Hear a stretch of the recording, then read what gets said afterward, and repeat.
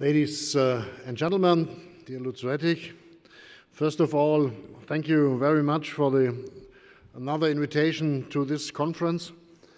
Every year since 2011, now the Frankfurt Finance Summit has been a valuable opportunity for decision makers from the financial sector to debate current leading issues in Europe, Germany, but also all around the world. This morning it is my pleasure to welcome you in the name of the regional government of Hesse to today's conference, the motto of which is Ready, Steady, Go, who is ready to set the pace in challenging times. And I think it's good that Jörg Kukies is also with us for the first time financial summit in a new function. And I think it's good for Frankfurt and for our financial market that you have changed the sides. That was not to be granted that someone is able to change less money with more work and much more anger. Thank you that you made it.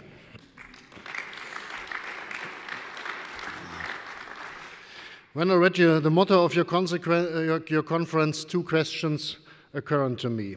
Firstly, what are the current challenges? And secondly, why do these stand out of particularly challenging, and how can we take advantage of the situation in order to strengthen the competitive advantage and power and of innovation of both the domestic and the European financial sector as a whole? What conclusion I have reached for these two questions I would like to share with you now. Regarding the question of the current challenges, it was not particularly hard to find answers. The following keywords sprang to my mind immediately. Firstly, the financial market regulation. There are even more requirements from the regulators and the supervisors, be it at the international level, the EU level, or at the national German level. Secondly, the digitalization. This leads us to assume that entire business models and processes in the financial industry will undergo fundamental changes. Thirdly, as Lutz Rettig mentioned, the Brexit is always with us. With the UK's withdrawal, the EU financial market too will fundamentally change. Nobody knows today what these changes will be. What the causes are of these two challenges and what opportunities for the financial industry lie within the challenges we face, I would like to expand on by answering the second question. Ladies and gentlemen, I would like to start by taking a closer look at the subject of financial market regulations as it forms from legal framework in which the financial industry is acting already. It is an demanding feature of financial market regulation that it's constantly evolving. One event resulting in the fundamental reform of financial market regulation was the global financial and economic crisis that had begun 10 years ago. The consequences at the international level included numerous groundbreaking resolutions at the G20 level. I am sure you are familiar with me. Among the key decisions was certainly the promise that no market participant, no financial instrument, and no market will remain unregulated. Furthermore, financial institutions were to be made more resilient to potential crisis and were to assume greater responsibility for the risk they have taken. The subject reforms resulted in establishing a well-functioning legal framework. Financial institutions in large parts of the EU have become more resilient to potential crises. Consumers, too, have regained large parts of their confidence in financial institutions that had been lost since the crisis. Nevertheless, bringing these reforms to a conclusion today, 10 years after the onset of the financial crisis, continues to pose a great challenge of representatives from politics, regulators, supervisors, and the financial industry. In particular, the finalization of the Basel III framework is the subject of a heated international debate. We all have been able to read in the press what a hard struggle the Basel Agreement was, right up to the finishing line. The core controversial issue was the output floor. When I take to market participants here in Frankfurt, I keep hearing that for the banks in the EU, an output floor of 72.5% is a painful compromise. In the US, this is quite different. First of all, I think that the Basel Agreement is an international success. The way supervisors were able to agree on a coordinated global financial market regulation for the international banking sector. A different issue altogether is the question what impact that these rules will have nationally. The impact on banks in the EU and in the US is due to very different causes. What we can say, however, some US financial institutions already use standard risk models. Therefore, in practice, they will be affected to much lesser extent by the requirements than a EU financial institution of the same size, which often use internal risk models.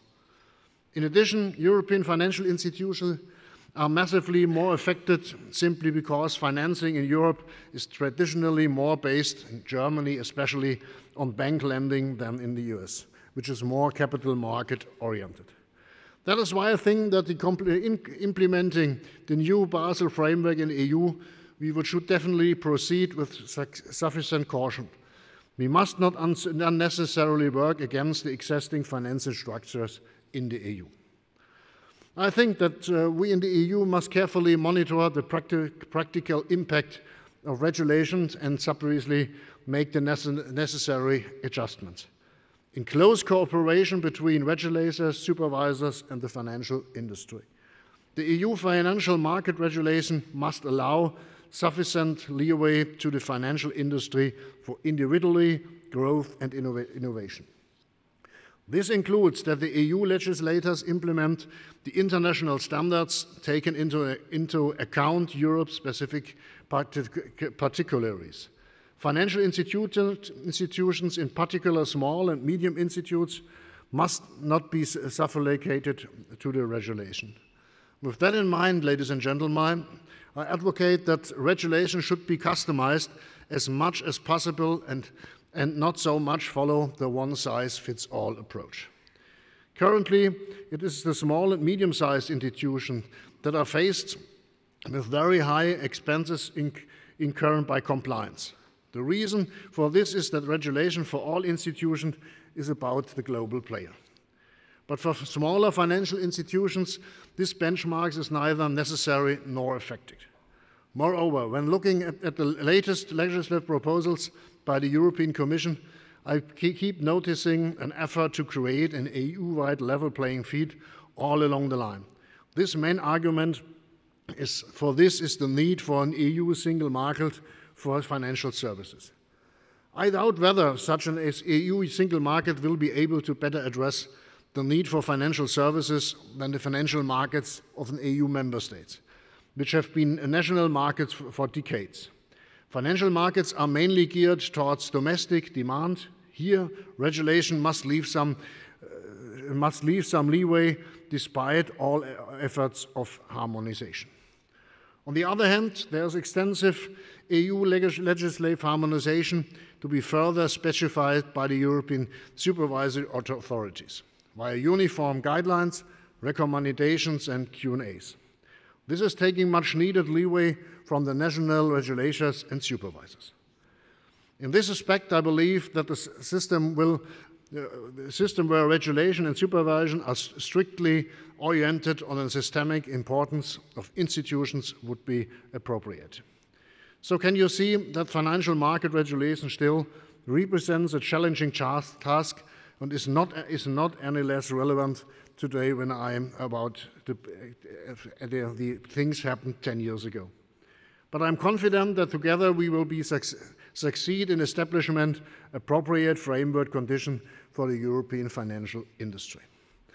Ladies and gentlemen, a topic currently not any less prominent and equally challenging for the European financial institution is the ongoing digitalization. It is not foreseeable that the pace of digital change will slow down in the years come in the future. Rather, it is my perception that the pace will increase. This trend, I believe, is very positive, because digitalization provides a major opportunity for German and European financial institutions to considerably strengthen their competitive advantage. The power of innovation of European financial centers is a key aspect when looking at the prospects for development in the context of digitalization. And when we speak of innovation today, it is almost inseparably linked to keywords such as fintechs, big data, advanced analytics, artificial intelligence, the Internet of Things, and so on. New technologies have the potential to fundamentally change the different business areas of financial institutions. At the same time, however, with the new technology possibilities, we are seeing clients' expectations change too. An intuitive customer experience is increasingly being called for you. Banking clients want to make use of services at any time and on any device. Not only do business models and clients' relationships change, the types of risk are changing as well. Today, the priority list includes much more than typical risk, such as credit risk. Financial institutions need to protect themselves and their clients from a cyber risk as well as to uncover money laundering and terrorist financing. In order to be able to harness the full potential of digitalization, it is essential to address the necessary regulatory and other legal adjustments. We must support technology transition with a positive stance and must not remain at a standstill in an analog world. The German federal government, as per coalition agreement, has taken up the issue too. From the perspective of the financial center Frankfurt, this must be very welcome. In international competition, a legal framework that is not just reactive to technology changes, but leaving room for innovation is dispensable. What matters, in my view, is that reliable rules and a clear roadmap must be determined rapidly. However, digitalization will not stop at the national borders. That is why joint efforts in the EU are absolutely essential. The European Commission has recently submitted the FinTech Action Plan containing several important measures in order to accommodate the rapid change in the European economy. Last, ladies and gentlemen, the Brexit. It's now time to take on an event of political and social importance that aftermath which was kept myself, my Ministry of Finance, and surely yourselves busy for the almost last 2 years, the Brexit. Because when I speak of the special challenges of our time and the future competitive edge of European financial centres, the UK's prospective withdrawal from the EU plays an important part too. The UK is set to leave the EU at midnight 29th of March next year, but by end of February this year, the EU negotiators submitted their first draft of a withdrawal agreement between the EU and the UK. End of March, as is well known, the European Council has, under additional condition, agreed on a transition period of 21 months after the official leaving date. Further, the European Council, in view of the progress made so far in the negotiation, has adopted guidelines for negotiation on future trading relations. These correspond essentially for the generally known principles, namely the indivisibility of the single market freedoms, the balance of rights and obligations, no cherry-picking, and the decision-making autonomy of the EU. That's why I consider a free trade agreement covering financial services, for example, to the extent of the UK's proposal for a mutual recognition, is out of the question. Such a free trade agreement would grant market access rights corresponding to the previous passporting system of the EU single market. A free trade agreement, however, cannot offer the same benefits as a EU membership. Nor can I mean that participating on the single market can be wholly or partly.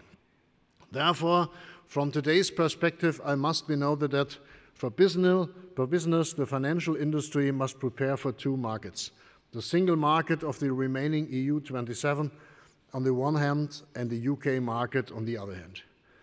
In this respect, a new competitive situation among the financial centers of the EU 27 will emerge. Because up to now, the City of London has been by far the leading financial center in the EU single market, from where the bulk of the business in all EU member states was conducted. Clearly, the City of London will remain one of the world's leading financial centers.